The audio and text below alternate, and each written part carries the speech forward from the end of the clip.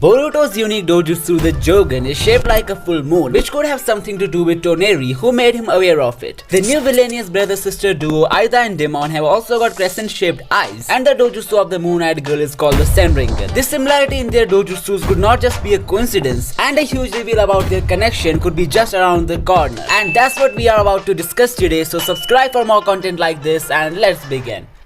Around the time the Otsutsuki god was introduced in the manga, Eida and Daemon made their debut soon after. The artwork of the Otsutsuki god showed him with eyes that were very similar to the Jougan, the dojutsu that Boruto has activated many times in the anime. If the Jougan is actually linked to the Otsutsuki god, then Boruto could be the child of prophecy who's about to witness a dark phase in his life before seeing the light. There have been two prophecies made about Boruto by two different Otsutsukis. The first was made by Toneri about the Jougan becoming the star of hope to overcome the darkness that he is about to face in his life. The second was made by Momoshiki, who said some blue eyes will take everything away from Boruto. And just as I said in my last video, I think those blue eyes is a straight reference to Eida, who will eventually take everything away from Boruto. For some unknown reasons, Amado had modified Eida in a way which would make anyone fall for her charm regardless of their gender. This lustful ability of the moon-eyed girl is literally impossible to bypass until and unless the victim is an Otsutsuki or her relative. Now, as I mentioned last time, Kawaki being an 80% Otsutsuki could be problematic, and chances are he will also fall victim to Aida's charm. Now, just because Boruto is a pure Otsutsuki, no one except him in the shinobi world would be able to bypass Aida's ability, which would eventually mess things up. If Eida would decide to take any evil steps, no one would have the caliber to go against her